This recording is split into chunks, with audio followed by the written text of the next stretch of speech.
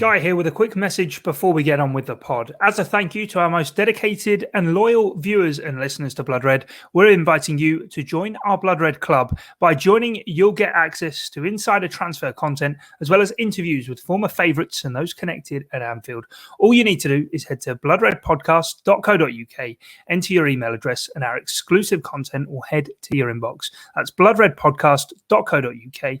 Thanks. Now on with the show.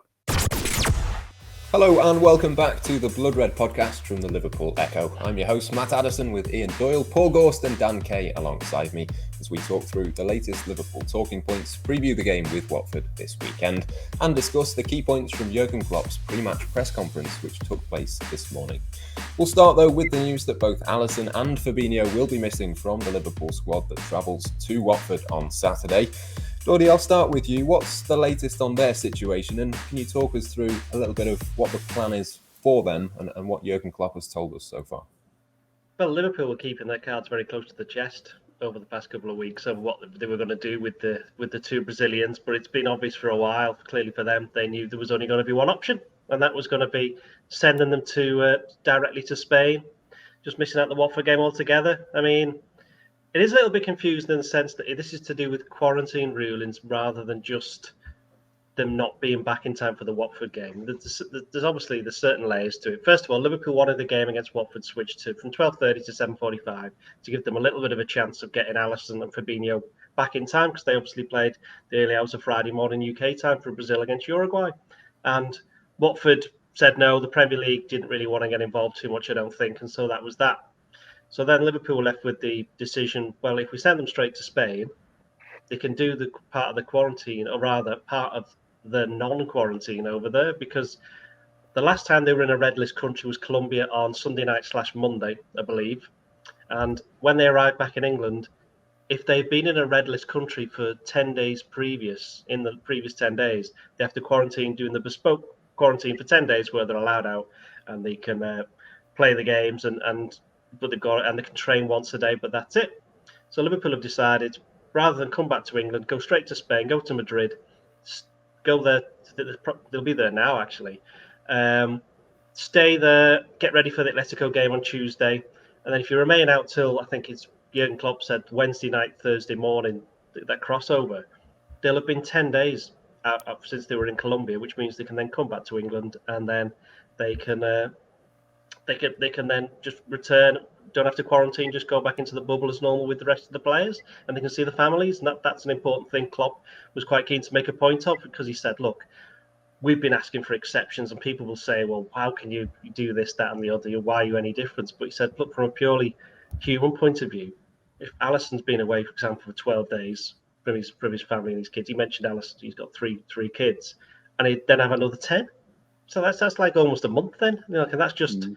we have to bear in mind that these, as I say, these are, they might be footballers who earn a lot of money, but they're also humans with a lot of this, exactly the same as the rest of us. So they have those issues and they'd rather not have to contend with them. So, yeah, Liverpool are without these two players for the game at Watford, which I'm sure we'll get on to how that affects them a little bit later on.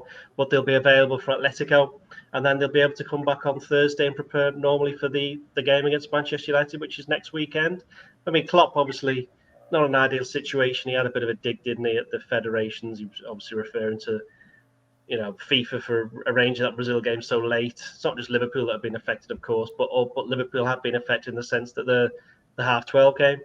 And when you also consider that in Spain, Atletico Madrid's game against Granada, that was called off at their request because they were missing, I think it was 4 players. I think it's 2 Argentines, 2 Uruguayans. They've now got an extra time to prepare for the Champions League game on Tuesday. So there are a lot of things that are probably just grated with Klopp a little bit. I mean, you got, the old phrase, on parallel times. We're still in that, 18, 19 months down the line. We're still trying to cope with what's going on in terms of the pandemic and the effect it's having on everybody's lives. But for Liverpool, they're the ones that you would have to say have been affected more than anyone in the Premier League at the moment, certainly this weekend, and they'll hope that they don't pay for it. Jurgen Klopp, Gorst, he was really keen to say to journalists, they shouldn't write that he was frustrated by this situation. But It's pretty hard to think of a different word to use for it, isn't it? I mean, we had this similar sort of conversation about frustrations this time last month when there was internationals. We're going to have the same next month for the November internationals. There's not really a better word than frustrating to sum up the whole thing. No, he's right in what he says in terms of it always comes across the Klopp's having a moan at these types of things, but he's basically just saying what he thinks and what plenty of other managers think. The only issue I'd probably have is he seems to think that us in the media can impact it just as much as he can. So he said a couple of times, if you think this, then you write it, and hopefully people will listen because no one's listening to me. But let's face it, the Premier League and the governing bodies of football are going to listen to Jurgen Klopp's impassioned pleas a lot more than any kind of opinion piece from me, Doyle, Dan, Theo, or anyone else who's working for any other newspaper or website, aren't they? So, while we might agree with them on certain points, change is only going to be coming around from the likes of him and Pep Guardiola and other really high-profile managers continuing to bang on the door, and that is what he does, to be fair. But it's a bit of a surreal one, isn't it, when you're looking at players missing out because of obviously quarantine issues, but also the timing of games and so on. Like, Liverpool are going to have this issue in a month's time again, aren't they, with Brazil playing, less than 48 hours before Liverpool's game or whatever, and they're not unique, are they, in that issue? Chelsea are going to be without Thiago Silva this weekend. Obviously, there's Brazilians who play for Manchester City, and it's just not an ideal situation. And perhaps there should be some more, open dialogue between all the organisations who are impacted by it. But it doesn't really seem to be the case, and everyone just seems to be out for their own interest. And perhaps we probably shouldn't be surprised at that, given how football has been, particularly over the last 2 years. I think Fabinho played 71 minutes down, but Alisson didn't even play at all against Uruguay. He was sat on the bench. Does that just make it even more frustrating and add more to this, do you think? Absolutely. The fact that it would have made no difference. Obviously, every team needs a reserve goalkeeper, and it's basically him and Addison are the main two. But it just ties into, and I think, as the lads have said, as you've said, Klopp is clearly frustrated, but doesn't want to come across as too much of a moaner. But I think it ties into the wider issue about, obviously, we're in a unique situation because of COVID, because of the pandemic, because of all these unusual rules that have never been a thing until the last 18 months. And we hope, at some point in the future, they will disappear, never to return. But for quite, I think for probably 10, 20 years now, across Europe, national associations have made accommodations for teams playing in European competition. Often having games moved to the Friday night, or certainly not making them play Sunday, Tuesday. Now, obviously, as we know, this isn't completely a European issue, and because Liverpool's matching against Atletico was on the Tuesday, Saturday was the only option for this Watford game. But it's a perfect storm of frustration, essentially, isn't it? Because there's got to be more joined up thinking in terms of when the international fixtures are scheduled. All right, we know that the Premier League fixtures are generally given their TV dates a month or two in advance, but the international ones, you imagine are done quite some time ahead. So how has nobody not seen the problem here? That and obviously, as was pointed out just before, it's not just Liverpool who've got Brazilian players. Liverpool, these Brazilians are playing late Thursday, early Friday, and then the clubs who pay their wages are playing on the Saturday.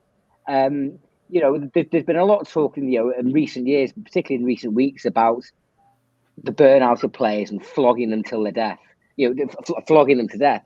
Inevitably, there is going to be, as Dory said, there are human beings, but also as spectators, as fans, as well as journalists, we want to see the players in their optimum condition, because that's when they're going to play their best football.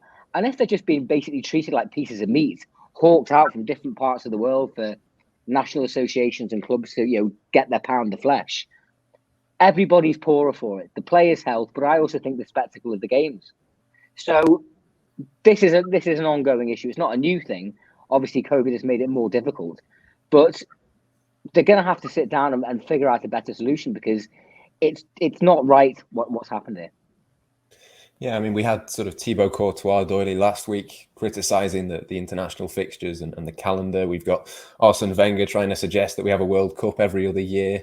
There's just so many different elements to this. It does sort of feel like we are edging towards a point almost of no return where you have to come to some sort of solution because, as Dan says, we're just flogging and flogging and flogging. Eventually, the whole thing just doesn't work.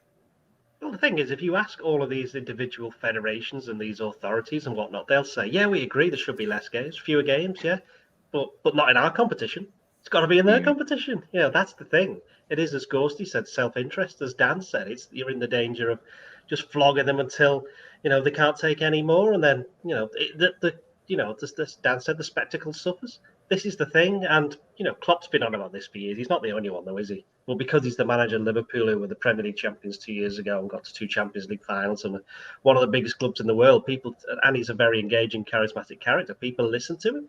They want to know what he says. So he comes out and says something. It has a lot more weight than perhaps a lot of other managers, or as you said, or if I write it or Ghosty. I wrote something about it yesterday.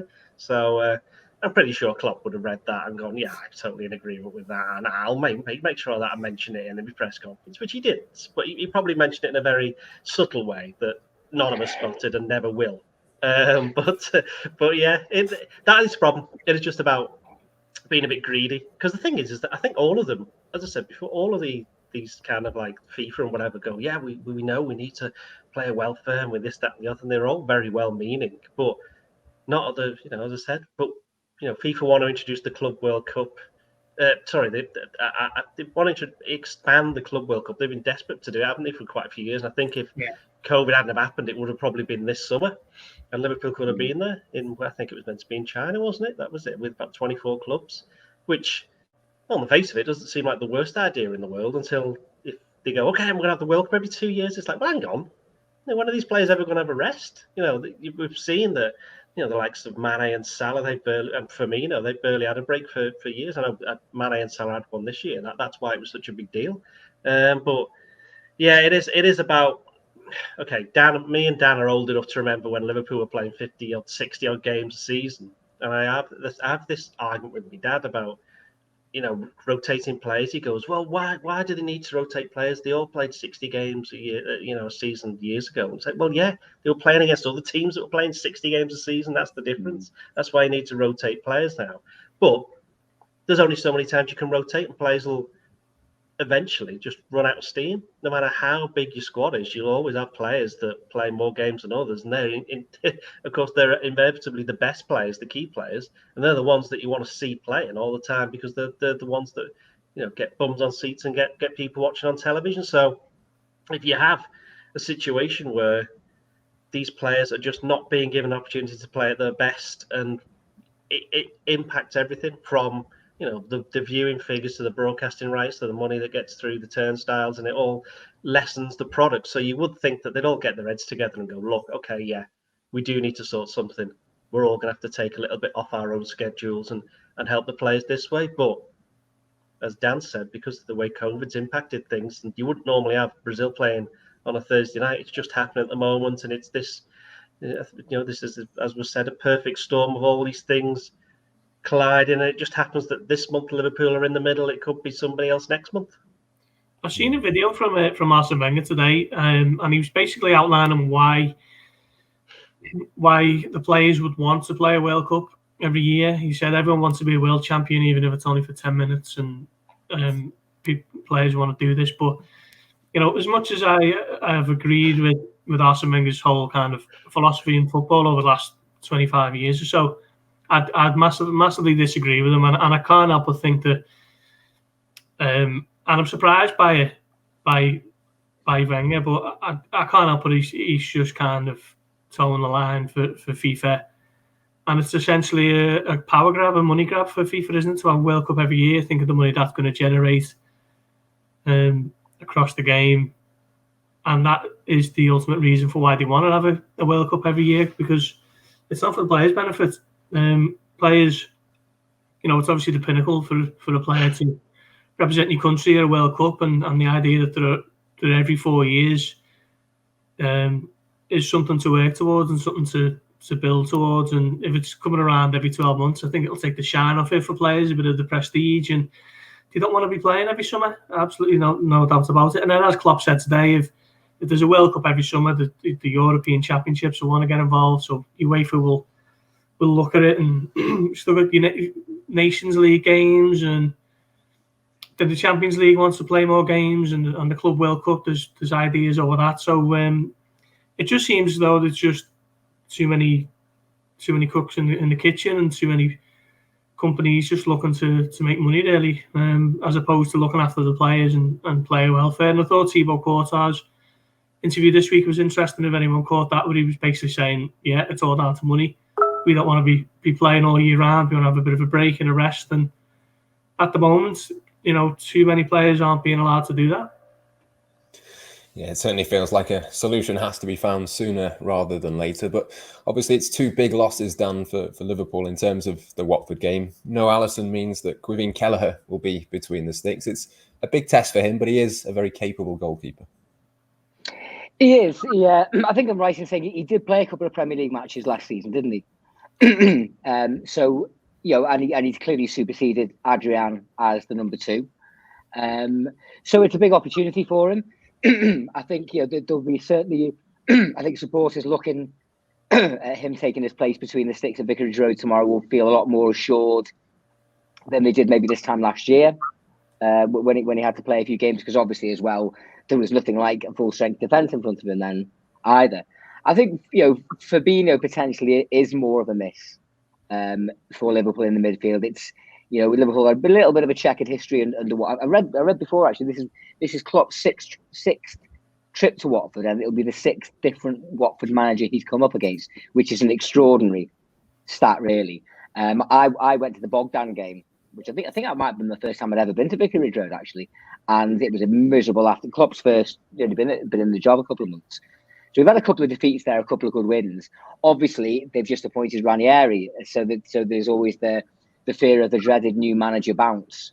And Liverpool don't have an awful lot of options in midfield without Fabinho.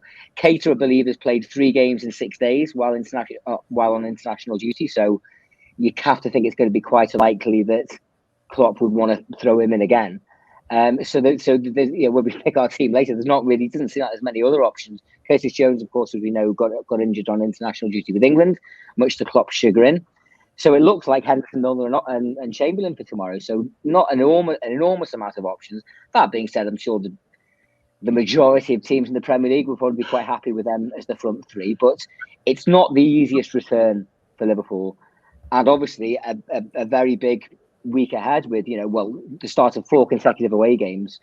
But obviously, particularly on the back of Watford, there's then the trip to Atletico and then the trip to Old Trafford next Sunday.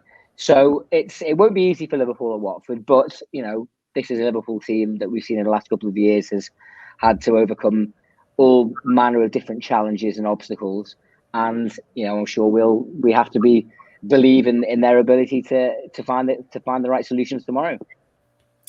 Yeah, both Trent Alexander-Arnold and Diogo Jota are coming back, Doyle, so that's a boost, but still no sign of Thiago Alcantara. It didn't look like that big of an injury a few weeks ago against Crystal Palace, but we're still not really any closer to knowing when he might be back, and it is very reminiscent, really, of his first season at Liverpool. It's a bit of a worry, isn't it, that? I don't think it's as worrying as his knee, which kept him out for, 3 months? I don't think it's going to be anything like that. I mean, he's been out, it's going to be 4 weeks now this weekend that he'd been out, so I think he could be back. My guess would be, judging from what Klopp's saying, and you saw him posting pictures, doesn't he, on Instagram, doesn't he, Thiago? I think United possibly could be back for that game. The thing is, Liverpool will probably need him, as Dan said. They've running out of midfield options, which is, those people who say, "Oh, well, we should have signed, another midfielder in the summer." It's like, well, one of them is unavailable because of something ridiculous. That's Fabinho, and one of them got injured on international duty. One of them is going to be out for a while. And the other one, we don't know when he's going to be back. Just that's Thiago. So you can't just keep players forever because, as we've seen with the centre-backs. Now, I think Klopp got asked a question, didn't he, about, what about Joe Gomez? How's he doing? And Klopp said, well, look, he's doing all right, but he's just not getting gains because we need a bit of continuity in defence. He says we learned last year that we need at least 4 centre backs, and we've got 5. And now I'm kind of getting asked questions about, well, what about all your other centre backs? It's like, well, you can't have it both ways. So I think that's just one of those things that happens. You look at there are other clubs who've got positions. We look at Manchester United. They've got 2 centre backs injured now, the 2 main ones, and people are up in arms saying how they're going to cope. It's like, well, try them 5 missing. Suddenly they're getting a little bit of what Liverpool had to cope with last season. So it'll be interesting. And I think Harry Maguire will be back soon anyway, so they're not nowhere near as badly affected. But it's just interesting seeing the reactions of other teams to problems that were meant to not really be problems last season for Liverpool. It just swings and roundabouts, isn't it? Certainly is. No Curtis Jones either, Gorsty, for the weekend's game. Jurgen Klopp really wasn't too pleased with the treatment that he'd got on England under-21's duty. He wasn't, was he? I must admit, I thought Jones would be okay because he come on for the last half an hour, and he obviously had a hand in the assist for Smith Rowe, and it turns out he actually is injured. And Klopp kind of just brought that up unprompted. I think it was Carl Markham at the press association who asked him about something to do with Alisson and Fabinho's quarantine issues, and Klopp kind of went on a little bit of an aside and said, oh yeah, by the way, Curtis Jones played for the under-21s. He's now injured. We haven't been able to get in contact with the under-21s, and this is the England under-21s, so we should be able to. But basically, a little bit of a sarcastic play at Andorra. I'm sure they really needed him for that one, and now he's injured. But I can see where he's coming from with that kind of little bit of a sarky quip. But if every manager thought that, then England under-21s wouldn't have a team. Would the players are called up? You can't start saying, oh well, he plays for Liverpool, so we can't call him up. It's just the nature of the beast, unfortunately. Liverpool really do seem to. I mean, obviously we're more tuned into it than any other club, but don't know what it is. Is it Liverpool players have very specific kind of training regimes to keep them in the condition that they're in, and as soon as that deviates on international duty, the bodies can't handle the adjustments or what? I don't know, but it does seem that Liverpool's players seem to get hit a lot more frequently on international duty, don't they? I mean, even Diogo Jota was sent home, wasn't he, for a little bit of a muscle issue. Thankfully, he's going to be okay. But every time Liverpool's players go away, you're crossing your fingers and holding your breath and seeing who comes back fit and healthy. And we've got another one. I like England's under-21 team has got some players in there that just like I'd never heard of, but I've never heard of them. Like the goalkeeper, my favourite one is the goalkeeper's called Etienne Green, and I was reading up about him. I'm pretty sure he's obviously got English parents, but they moved to France when he was like 4. And who do you think he plays for in France? His name's Etienne Green. Yes, brilliant. Allez there. Incredible. That's like having it's like having a player called Liverpool. I don't know, Liverpool Doyle. Like Liverpool Red. Yeah. Liverpool Red. Pro Evo. Liverpool Doyle. God forbid. Anyway. Yeah, no. Anyway, I can't remember how we got onto that, but anyway, we'll move on to Alex Oxlade-Chamberlain instead. I think, Dan, for me, this sort of feels like a game where Alex Oxlade-Chamberlain will be looking at it and thinking, if he can't start this one, when does he ever get a game? Yeah, it's, I do feel for Oxlade-Chamberlain because, I maintain that, for all the business with Karius and Ramos and everything else that went on in Kiev, the loss of him against Roma in the first leg of the semi-final was a major factor in Liverpool not being able to bring that European Cup back home in 2018. He was becoming a massive part of that team as that really clicked into gear, particularly in Europe. The 2 games against Man City in the quarter-final, everyone remembers the great goal he scored, but I was at the second leg at the Etihad when Liverpool were getting mullered for the first 35, 40 minutes, and he played an enormous part in helping Liverpool get a foothold in the game and played a big part in the equalising goal. And then obviously he had the horrendous injury, took him a year and a bit to come back. And then I may have mentioned this before, but the kind of topical now with Liverpool back to face Atletico Madrid next week. The infamous game, the second leg at Anfield, which obviously has been in the news this week for pandemic reasons. He was magnificent that night. He was the best player on the pitch, I thought. And I think Klopp made one of his biggest tactical errors of his Liverpool career in substituting him with 10 minutes to go, because he was running that game. And I think if he stayed on the pitch, we might have won it in 90, let alone extra time. Anyway, that ship's failed, and I'm not unloading on Jurgen Klopp, who I still adore and have enormous time for. But I think those two examples are symptomatic of just how he hasn't had the breaks in his time as a Liverpool player. There is a player in there, I think, but he's not been helped by circumstances going against him. This is a huge opportunity for him. We don't know how long Thiago's going to be out for. We don't know how long Curtis Jones as well. Obviously, as we've mentioned on this pod, and obviously it's been well documented this season, Liverpool chose not to replace Gini Wijnaldum with another body in the squad. But he's only going to get so many more opportunities, isn't he? He's age-wise, he must be 27, 28 now. He's been at the club 4 years. August 2017, he came in. So and there has been talk. There has been transfer rumours linking him with a move away from Anfield in recent times. He seems a good lad. He seems a good part of the squad.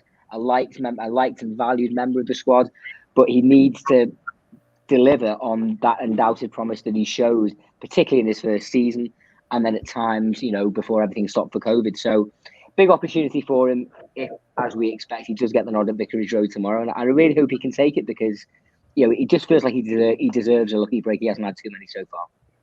Yeah, it certainly will be interesting to see who lines up in the Liverpool midfield over the next couple of games. I thought Jurgen Klopp was excellent on the Newcastle takeover as well. We did a fair bit on Friday about that, so we won't go too much into that. But if you do want to watch that section, you can, of course, see Jurgen Klopp's full press conference over on the Blood Red YouTube channel after, of course, you finished listening to us today. But we'll move on to a preview of Watford then. It's Claudio Ranieri's first game in charge back in the Premier League, but for all the talk of a new manager bounce, I can't help but wonder, can you actually have a new manager bounce when you seem to have a new manager every other month? Well, I think that's the Watford way, isn't it? They just like bouncing around. That's it. They're like a bouncy castle. That's what they should be called. Actually, they shouldn't be called. That's a terrible nickname. Yeah. I mean, who was the last man? We did this last time, didn't we? Can't even remember what the name was. What was his name? Disco Munoz, apparently. Yeah, that's the one. Yeah, Watford. Well, Ranieri, let's face it, he knows what the Premier League's like. He's managed a couple of teams, obviously, in the Premier League now, so he knows exactly what to expect. Liverpool Klopp kind of made mention of it in the press conference, didn't he? He says, well, we're prepared. We've watched lots of Sampdoria games because that's who he was last manager of. They played 4-4-2. Watford started the season 4-3-3, went 4-2-3-1. So you can imagine this again is another reason why, even if they probably could have got Fabinho over, he probably wouldn't have played because he wouldn't have been involved in all the talk about the shape of the team, this, that, and the other. And I think that's always important for a Klopp team because they fill them with not loads of information, but the right information before games.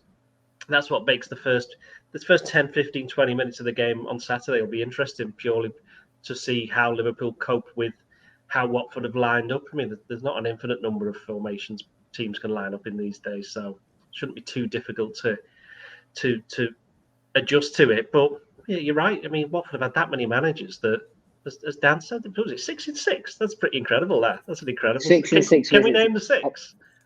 Pearson. Yeah, Pearson's one. Munoz. No, Kike Sanchez Flores. Has he done it twice? Did he go back twice? Or what about possibly the guy Fulham? twice? But did he manage at Watford? I always get him mixed up. The one who's at Sheffield United. He didn't go to Watford, did he? Or did he? Marco Silva, yeah, he was Watford manager before he went to Everton. Marco Silva, yeah. There was the one that got him to the cup final when they got battered 6-0 by. I can picture him. I can't remember his name. I think he was Spanish. Anyway, he was probably manager of Udinese as well at some point. But yeah, that's the thing. I mean, the thing about Watford, it's a bit of a running joke. But whatever they're doing, it works because they keep on. When they ever get relegated, they come straight back, don't they? So he was one. Yeah, it's kind of the wrong way, but it's the right way for them. If anybody else did it, you'd be going absolutely spare if you were supporting the clubs. But it seems to, do them reasonably well. Do we think Watford are going to go down this year? I don't.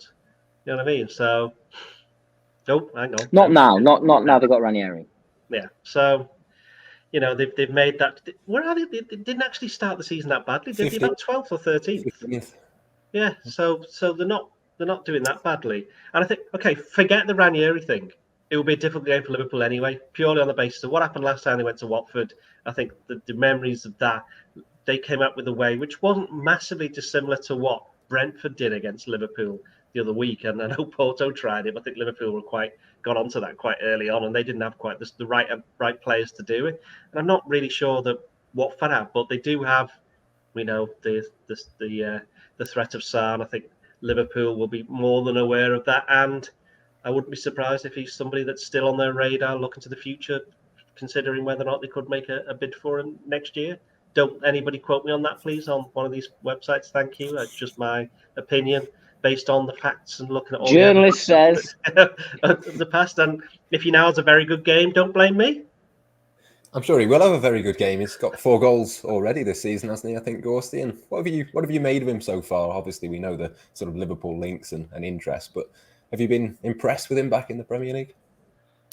I mean, I've only seen them on Match of the Day. I don't think I've watched the televised game, and I'm sure if they have been on telly, but yeah, he seems to be improving. Does he? Looks like he's a bit more of a number 9 than he was possibly a couple of years ago, where he looked like more of a winger. He seems to have bulked up a little bit and seems to be more of a central striker. And I thought that a couple of weeks ago when I was having a chat with Josh Williams last night, and he's written about Sarr this week and says he's still playing on the right. He's kind of playing on the right of a 4-2-3-1, but seems to be a bit more of a goal threat than he has been previously. He's a player, isn't he? But I don't think Liverpool should be too concerned going to Watford. New manager bounce and all that, but it's a bit of a patchwork quilt team of a squad, isn't it? You know, every time the squad list drops at 2 p.m. on a Saturday, there's always someone in there who've never heard of, and it's almost become a bit of a running joke. It's like which unknown is on the Watford list this week, and I'm sure there'll be 1 or 2 tomorrow when me and Doyle are looking at the team. So if you're serious about winning this Premier League title, you've got to be going to Vicarage Road and winning. And obviously there are injury problems, and it's the dreaded 12:30 kickoff on a Saturday. But Liverpool still got more than enough to beat this Watford team.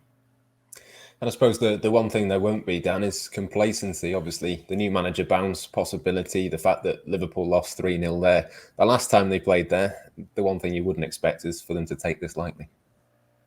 No, exactly. I mean, the what Watford have played quite a significant part at times in Liverpool's adventures over the last few years. Like you say, I mentioned the 3-0 in 2015, the Bogdan game. I actually forgot about the 3-0. Which of course was the end of Liverpool's 44-game unbeaten run.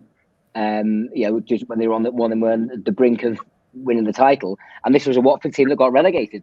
So there's recent memory there of how you can come a cropper if you take that Watford and Vicarage Road, and to be fair, any Premier League team for granted.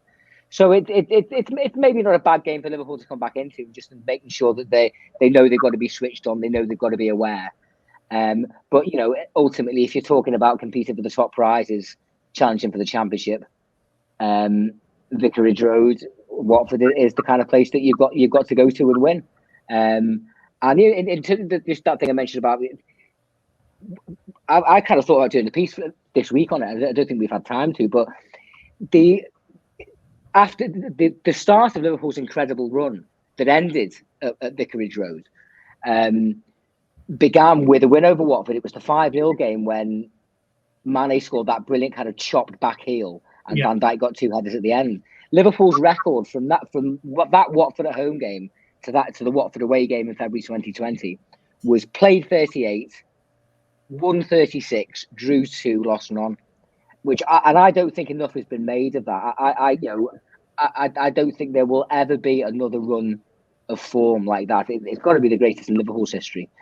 So I'm not saying that Klopp will be pinning that up on the dressing room tomorrow lunchtime and using it to motivate his players. But it just struck me as significant in the build up to the game this weekend that that Liverpool of 2019, early 2020 was one of the greatest football teams England has, English football has ever seen. And obviously everything, a lot has happened since then. The pandemic, Liverpool have won a league and lost the league. But hopefully it's maybe a little omen that after, a reasonable start to the season, Liverpool are still just a point behind Chelsea at the top. We're now getting into the meat and bones of the season. Once we get the next tedious international break out the way in a month's time, we're really into the heart of it. But it's a really important chunk of games for Liverpool. Obviously, with United in a couple of weeks' time, they've got a reasonable result against City in at the end of the last kind of stanza of matches.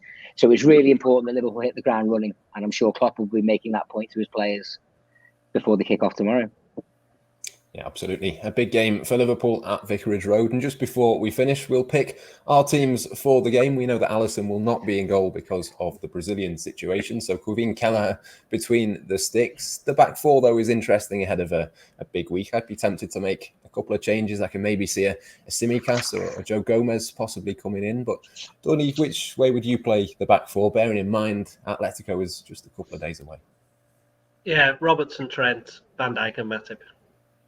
Fair enough. Well argued. Gorsty?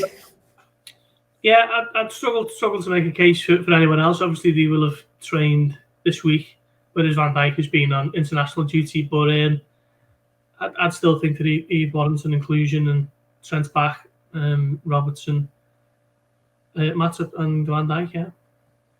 Is there no argument to protect Matip, do you think, down ahead of a couple of big games coming up? I'd be very concerned about him playing all three, to be honest. Yeah, I know what I mean. I'm right in saying he hasn't been away on international duty though, has he? No. So he has had a chance to rest and recuperate and prepare. There's been this thing for Matip for 2 or 3 years now. How many? And obviously, the last thing I want to do is tempt fate, but he hasn't had an injury yet this season. Is he becoming a little bit more? Why have you done that, Dan? Is he becoming a bit more robust? We'll be messaging you at 20. From messaging you at 20-1 when he's gone down. Be all my fault, won't it? I can understand the logic in throwing a Joe Gomez in. He hasn't played a lot of football, Gomez, and he's a very important member of Liverpool's squad. I think he's got a very, very big future ahead of him. He does need minutes in his legs, but you wouldn't want to be making too many changes for Atletico or for United away. So why are you then talking about playing that back four for all 3 games? So if you were going to make changes, I think it probably would be for Watford. I've been really chuffed with Tsimikas this season. In fact, until what was the match before the Porto away before City? So the previous, I was a bit concerned about Robertson, who hasn't quite been at his best. And there was the 3-3 draw at Brentford, wasn't there? And I just thought he looked a bit leggy, not quite on it. And I was kind of thinking to myself, is there a case for saying, putting Tsimikas in against City? But to be fair to Robert, he looked much more like his old self again away to Porto, even if obviously they were pretty woeful on the night. And he had another decent game against City. But I do want to see the likes of Tsimikas and Gomez getting minutes because, as we know, injuries happen during a football season, and you don't want to have to thrust them in undercooked. But gun to my head, I think Klopp will probably go with the usual 4 tomorrow. Yeah, we talk of injuries. There are injuries in midfield as well, and that's going to influence me to have a bit of a formation change, Doyle. I'm going to go 4-2-3-1 just because of the lack of options. I'm going to go Keita and Henderson, which I know goes against what I said about Oxlade-Chamberlain earlier on. But are you going to go with a 2 or a 3, and which 2 or 3 might that be? Well, basically, Henderson and Milner will definitely play. And if Oxlade-Chamberlain plays, then it's a full English midfield, which I'm sure some people will be delighted with on social media. Keita, I must admit, has he really played 3 games in the last? Because obviously I've been off for a week. Well, I read that online. I haven't checked it out and verified it. He played 3 games, but I'm not sure how far spread apart they were. It's still, I suppose he hadn't played for a while, had he? And if he's got through then.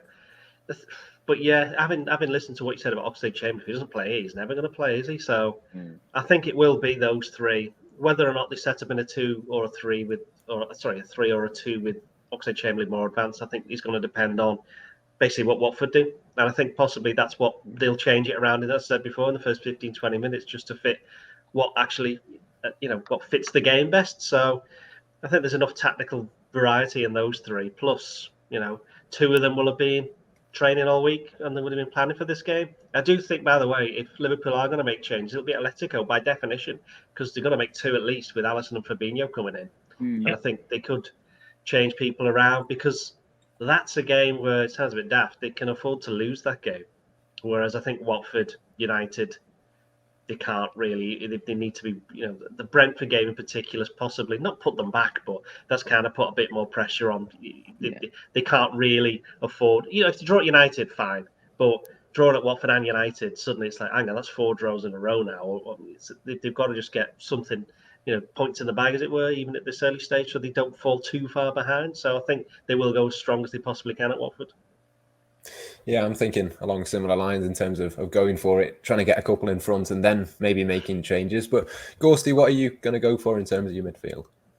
Yeah, I think I'm with you, Matt, in terms of the 4-2-3-1. We don't really see the 4 play all at once, do we really? Did it at Manchester City last season, he did it against Newcastle, but other than that, we don't really see it that much. But maybe this is an opportunity for it to have a go. And Liverpool, in that first half against Newcastle, they obviously drew the game, but they created more than enough to put Newcastle away. And it was during that weird time when Liverpool were, low in the hunches and whatever else at Anfield and really struggling for confidence. But I think now, if they were to create those sorts of chances again against Watford tomorrow, you'd have no danger of Salah or Jota or, any of them really sticking them away. So I'm going to go with 4-2-3-1, and my 2 in midfield is going to be Milner and Henderson, I think.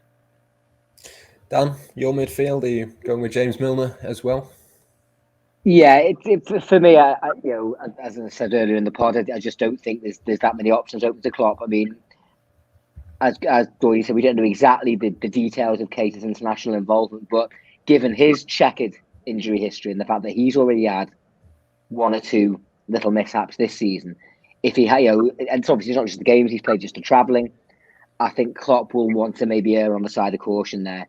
And having the likes of Milner and Chamberlain particularly, who haven't travelled and should be primed and raring to go, for me it's Henderson, Milner and Chamberlain.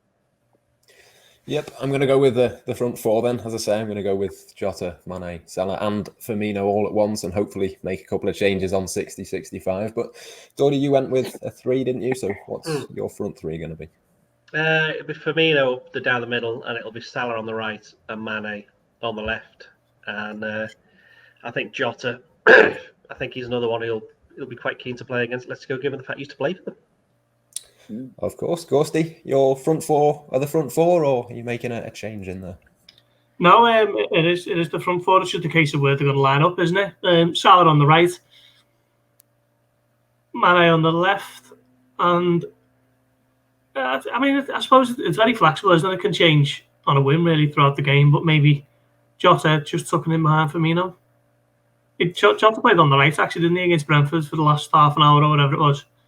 I think Salah went as a number 9 and Firmino was behind them. But yeah, Firmino behind, Jota behind Firmino, I think. Yeah, Salah with a pretty good record against Watford as well. I think he scored 4 against them once, didn't he? Dan, who are you going to go with for your front 3, I think it is? It'll be the traditional front 3. Again, it's similarly to Keita, even if we know Jota's been declared fit. But if there has been a slight little niggle there, I also think he's a better bench option than Firmino. He's more likely to affect the game from the bench than Bobby is. Bobby tends to, his better performances come when he starts. So yeah, for me, the tried and trusted Salah on the right, Mane on the left, and Bobby in the middle. Interesting stuff. Well, that's our teams. They're not too long, given it's an early kickoff this weekend until we find out whether any of us are correct. But just before we go, we'll do our usual match predictions. I'm going to say Liverpool win this 3-1. Doily, what are you going to go with? Well, I've been saying for these away games, I've been fully expecting the one game where I didn't think Liverpool, where I said Liverpool would win, is the Brentford game, and they didn't. All the other ones I didn't say they'd win, so they did. So I don't know.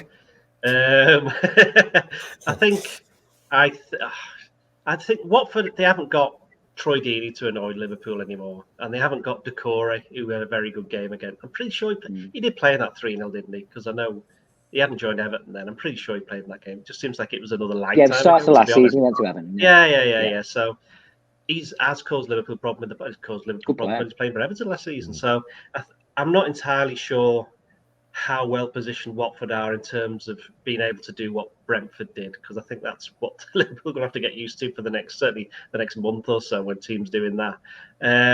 So I think Liverpool will win by 2-1. Close one. I think they've got Moussa Sissoko, haven't they, trying to do that kind of Decore type role, but I don't think he's quite as good or quite as consistent. Gorsty, how do you think it's going to go?